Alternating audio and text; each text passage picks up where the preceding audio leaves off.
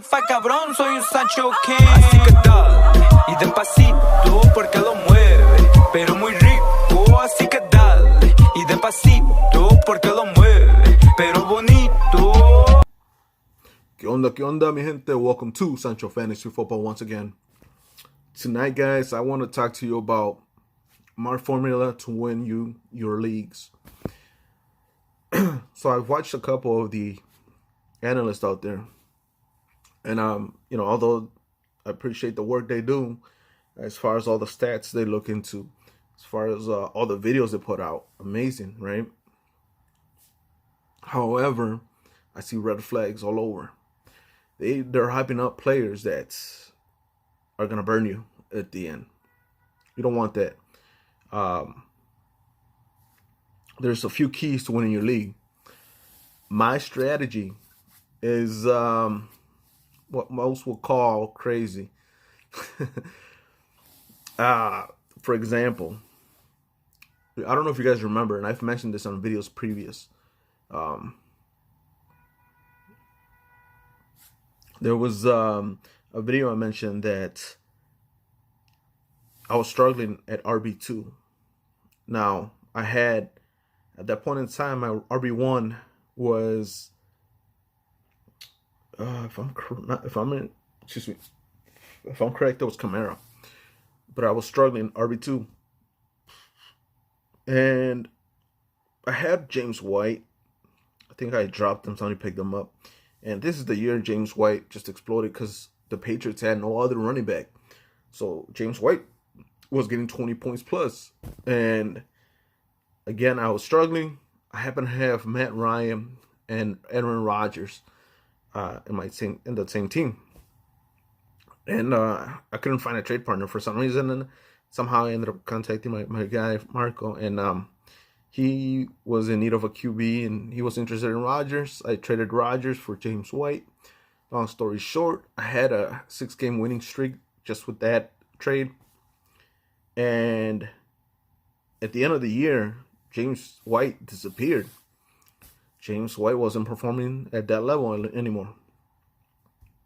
And I needed to find somebody else, a replacement. I ended up, and this was right before playoffs, something clicked in my head. Something clicked, and I was like, why would I have James White in my bench if I can't start him anymore? I can't trust him. I can't, I'm going to lose. If I put him in, he's going to make me lose.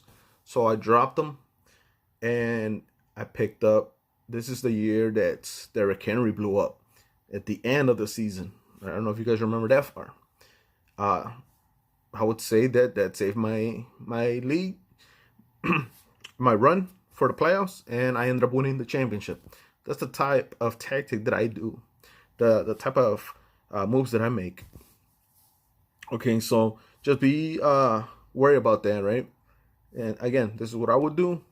Take your own, I'm giving you ideas, I'm giving you my thoughts, and then you make your own decisions. Okay, so just a warning that this video may trigger people the wrong way, and these players will always be more physically appeared just be physically better than I will ever be, more athletic, you name it, probably more handsome than I ever will be or ever was. But this is fantasy football. It's not reality football. It's fantasy. So it's I want you to guys put your fantasy football hats on and lenses, and from here on out, just think about that, all right? So the way that I rank my players is based on how much confidence do I have in them, how much I can trust them, how consistent are they, how safe are they, how injury prone are they, how's that offense, And the crazy thing is sometimes the offense doesn't even matter. It's all based on person. So this formula, in my, view, isn't always guaranteed. There's always going to be something about a player. So you got to go every player based. And this all comes with experience, right? I've mentioned to you guys that I've won 5 championships out of 9 leagues. I've been to 6 finals, so including the championships. So I think I know what I'm talking about, and what players to avoid. I plan on making a video to show you my teams and see how I've been doing, right? And they haven't been great. This is the year that there's just injuries piling up like crazy. Some were expected, some weren't. Like Derrick Henry. There was nothing up to this point that Derrick Henry was indicating that he was going to get injured, or that he was going to get less production. I don't know. Some crazy idea went out there that Derrick Henry's production is going to go down. He can't handle the load, or I don't know. But Derrick Henry is a monster. He's one of a kind. All right. Okay. So I said all those things, right? And this tier, if they can check off most of those boxes, they're in my green elite tier.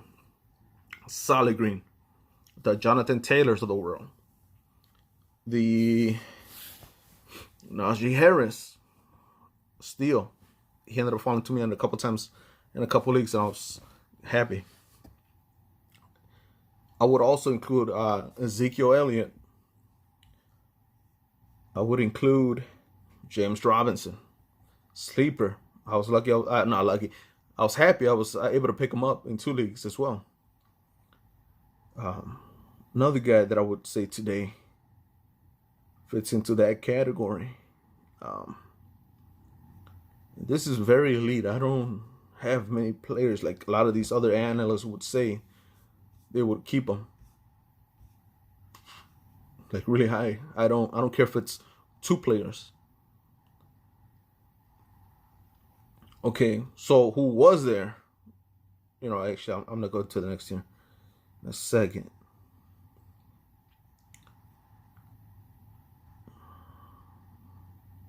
When he comes back, David Montgomery is gonna be right there.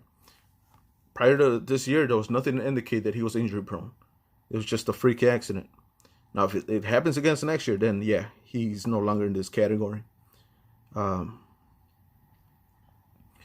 Okay, so the ideal guy that was the leader of this category was Christian McCaffrey. Unfortunately, I hate to say it, man, but he's injury prone at this point. I can't trust him as far as like that high of a confidence level. I wouldn't be able to draft him with confidence anymore.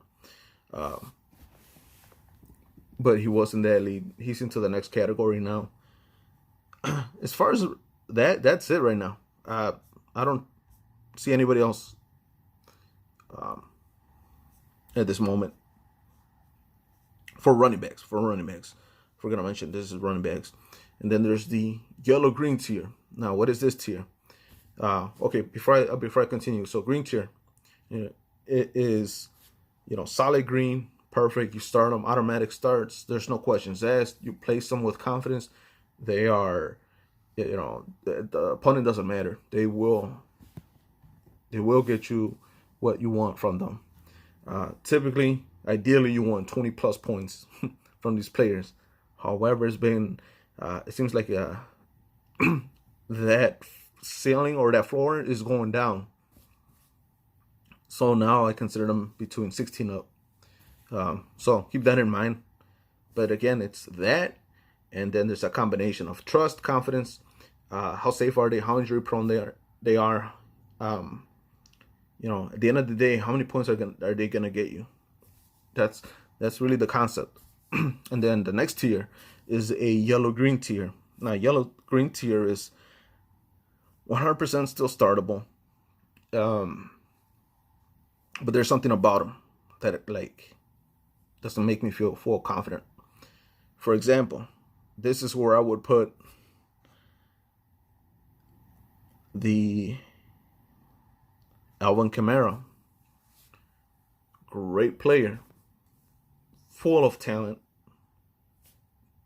However, sometimes he right now, especially with so let me backtrack. So Alvin Kamara would have been in my full confidence tier. However, now with Ingram in the picture and Taysom Hill is a QB.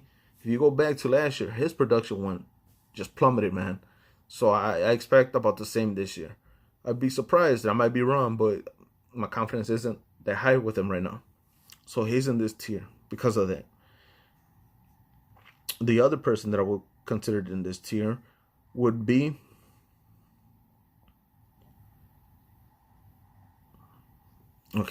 Austin Eckler. I guess you would want to include in here. He was actually my yellow for draft.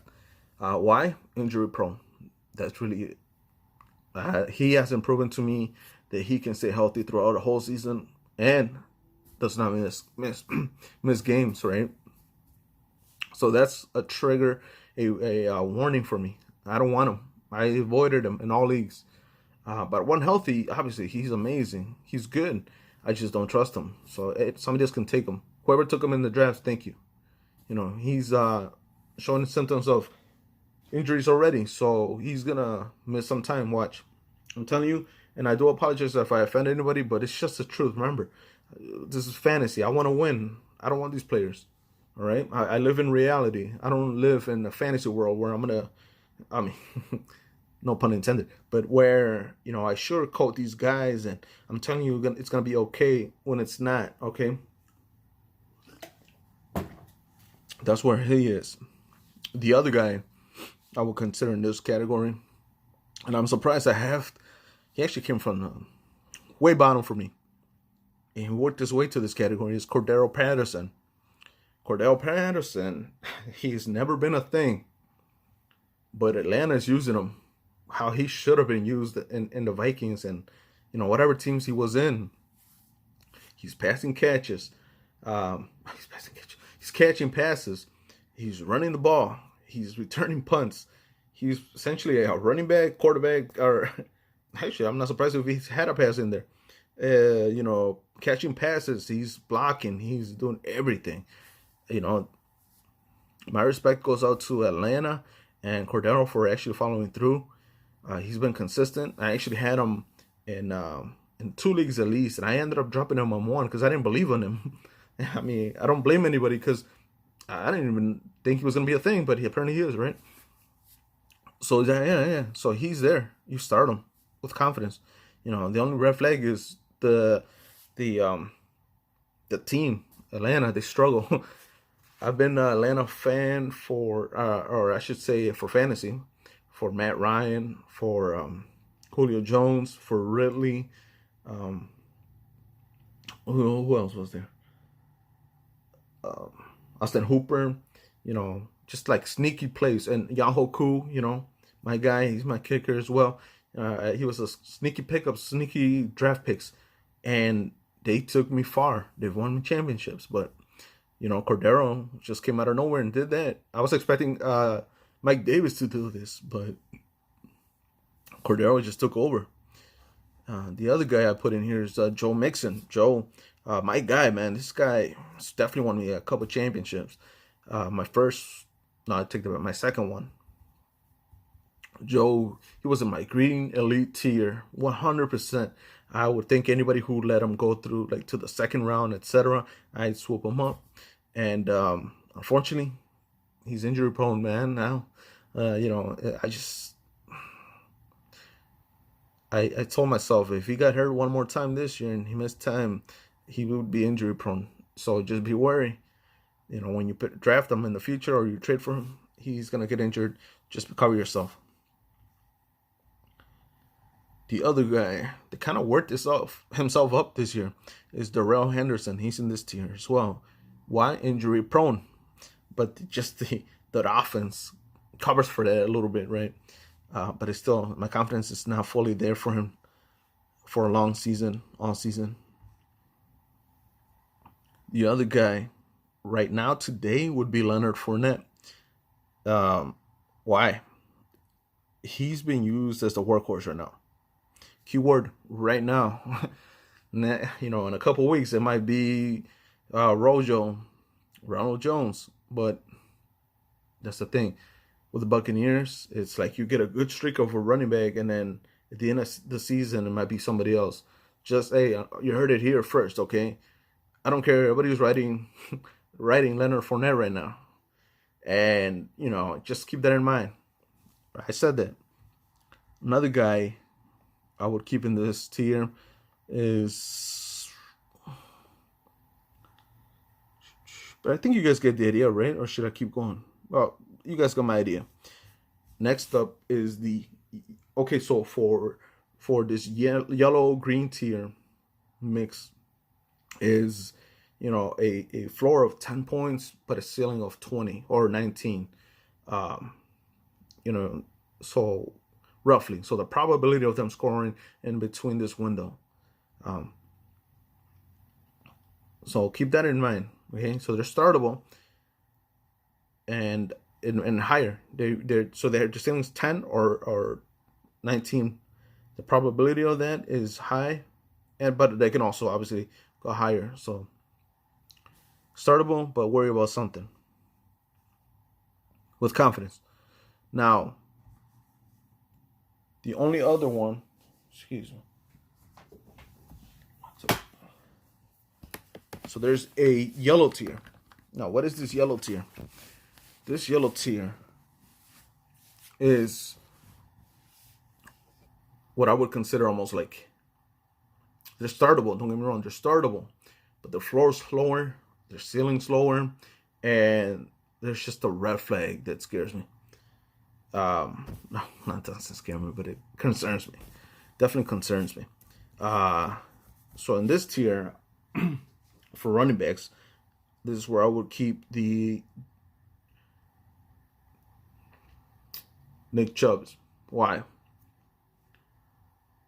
And it sounds crazy, right? It's gonna trigger somebody. I don't care. You know, it's a fantasy. I live in reality. He doesn't catch passes. 1 week might get you 20 points, but the other one or next two, he might get you 8, 9. I don't want that from my RB1. You know, that's another conversation I want to have.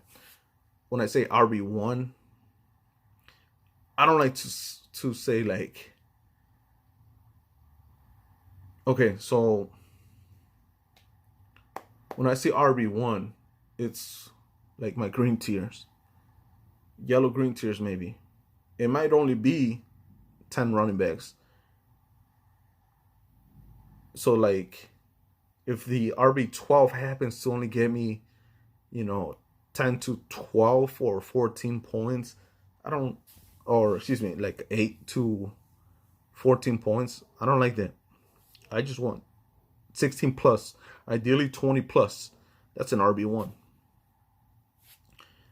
But Nick Chubb that's my concern. And now he's injury prone. I have to put him in that category. He's been hurt twice already, 2 years in a row. I don't like that. There was a trade I made recently where I traded for Nick Chubb, unfortunately, because Derrick Henry got hurt. David Montgomery is hurt. Chris Carson is hurt. Those are my 3 top picks.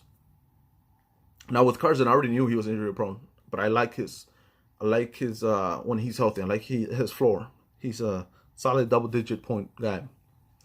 But to cover myself, I also drafted Darrell Henderson right after that. So I covered myself. Perfect. So so after all those injuries, my depth was depleted. I was already struggling with wide receiver.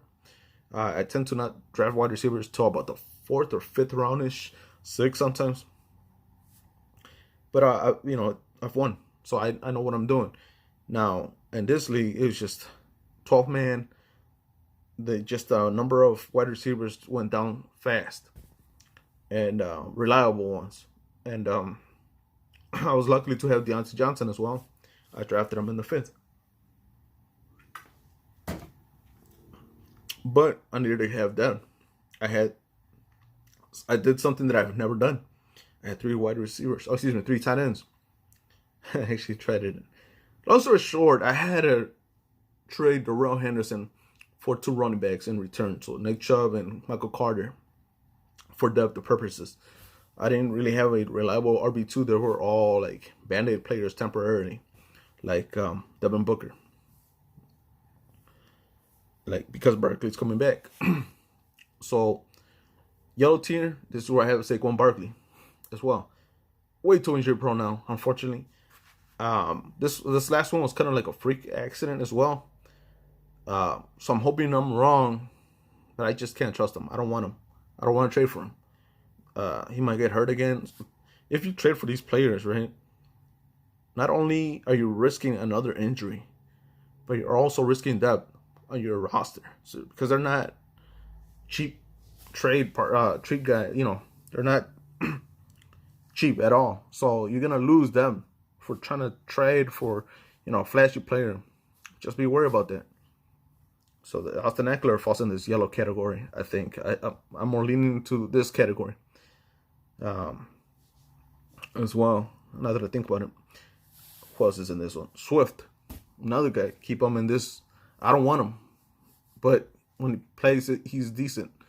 But he's gonna miss time because of injuries. I'm telling you right now. And if I even said this in my draft videos, how to draft, or the guys that I was avoiding, go back. CEH, I didn't want him near me. This guy was an orange tier. What is an orange tier? Orange tier, they're emergencies only. So the floor's slower, the ceiling's lower. You're expecting 5 to 15 points on a good day. You don't want these guys at all, man. Like, you don't want to start them. I don't, But sometimes we have bye weeks. This is like the bye week feeling, guys. This is where I would put the Elijah Moores of the world.